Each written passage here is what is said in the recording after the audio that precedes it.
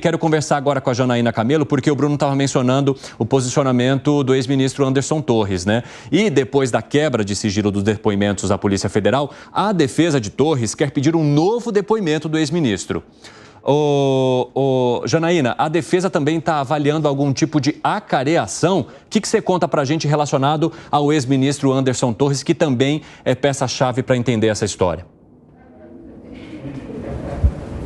Exatamente, Evandro. Logo depois que esses depoimentos, né, vieram à tona aí, que houve a quebra de sigilo, a defesa de Anderson Torres, então, soltou uma nota, dizendo aí que ele pede uma nova oitiva, um novo depoimento e eventual acareação. Puxa vida. Caiu a informação ali da Janaína. Vamos tentar reconectar o sinal dela, porque isso aí é importante para que a gente possa entender a participação do ex-ministro Anderson Torres. Diga, mano. Se me permite, sobre aquele aspecto de havia uma estratégia, um plano sendo executado ou, enfim, tentando se executar, eu diria que tem uma outra peça desse quebra-cabeça que ainda não está plenamente conectada, mas que é uma linha de investigação que precisa ser esclarecida, que é sobre mensagens que foram trocadas entre o general Braga Neto e outros militares no sentido de pressionar o Freire Gomes. O ponto é, essas mensagens que, inclusive, ele xinga o Freire Gomes e diz que temos que ir com toda a carga para cima dele, colocar pressão de redes sociais e etc. em cima do Freire Gomes.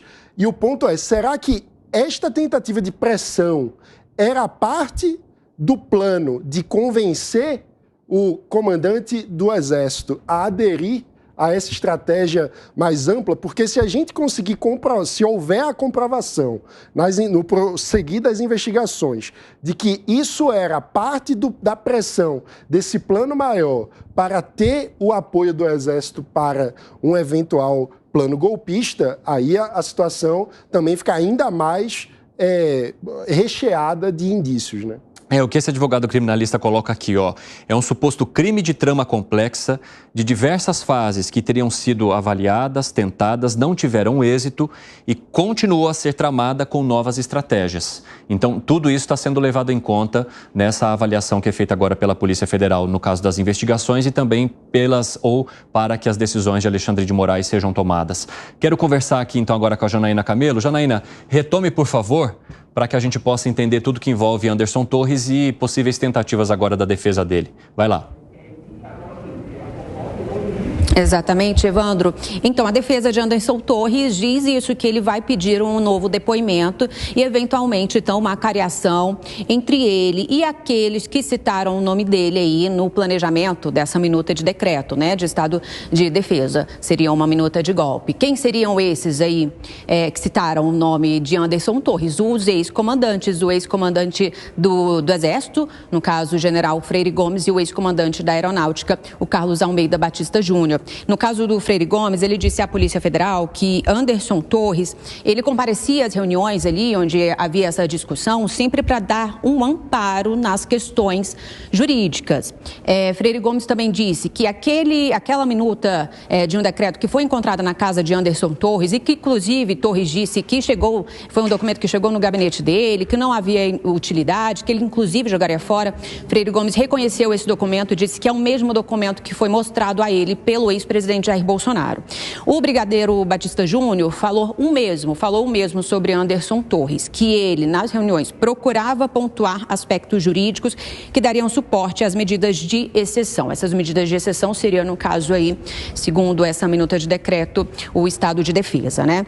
Então, Batista Júnior, inclusive, ele disse que chegou a tentar convencer o ex-presidente Jair Bolsonaro a não utilizar esses instrumentos jurídicos. A defesa de Anderson Torres, então, diante disso, afirma que ele volta a negar que ele tenha aí participado de qualquer reunião com o ex-presidente Jair Bolsonaro, juntamente com os ex-comandantes das forças.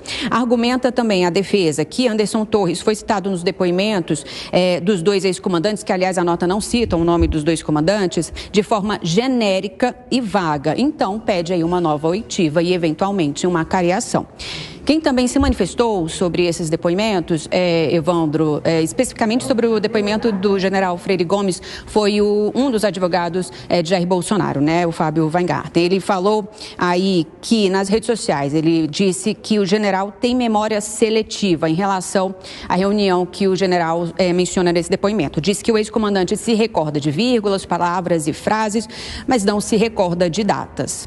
Evandro, é com você. Muito obrigado pelas informações, Janaína Camelo. Bom, vamos colocar a nota do Anderson Torres de novo aí na tela para a gente poder colocar aqui para os nossos comentaristas, né? Para que eles então tragam a avaliação. Temos aí a nota, ele fala o seguinte, né? Anderson Torres reafirma não ter participado de qualquer reunião com o ex-presidente Bolsonaro e os comandantes militares da época para tratar de quaisquer medidas antidemocráticas. O ex-ministro da Justiça, citado de modo genérico e vago por duas testemunhas, esclarece que houve grave equívoco nos depoimentos prestados. Nesse sentido, vai requerer nova oitiva e eventual acareação, além de outras providências necessárias à elucidação do caso. Anderson Torres mantém sua postura cooperativa com as investigações e seu compromisso inegociável com a democracia, mencionou nessa nota a defesa, o advogado de Anderson Torres. Temos aí, né, mano, uma batalha de versões e que trazem fatos bem distantes.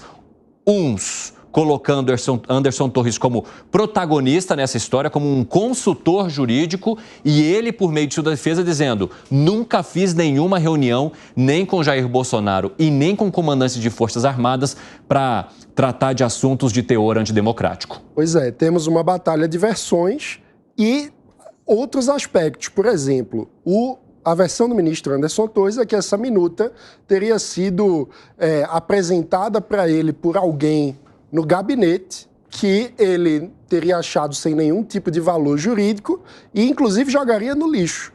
Só que a minuta foi encontrada na residência dele. Então, assim, quando você está no trabalho e chega algum documento que não serve de nada e você vai jogar no lixo, o que é que você faz? Você vai no primeiro cesto de lixo mais próximo ou você junta na sua mala e leva para casa como se fosse trabalho de casa?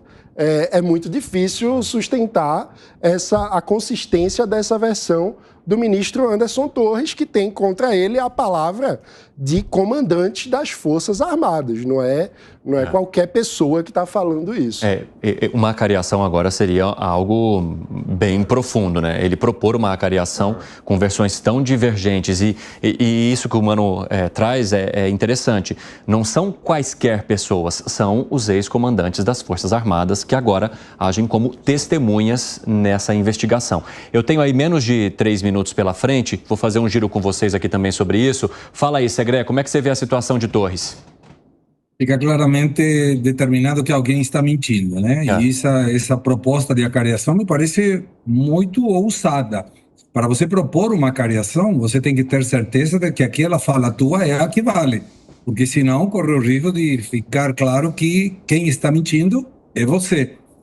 Mas é uma estratégia jurídica válida, por um lado, mas a acariação também por si não vai propor que a justiça possa interpretar quem está mentindo ou não. Se eu me mantenho na minha postura e você se mantém na sua, mesmo tendo acariação, terá que ser válidas as apresentações de provas e testemunhos para que a justiça possa identificar quem das duas partes está mentindo. Mas alguém está mentindo.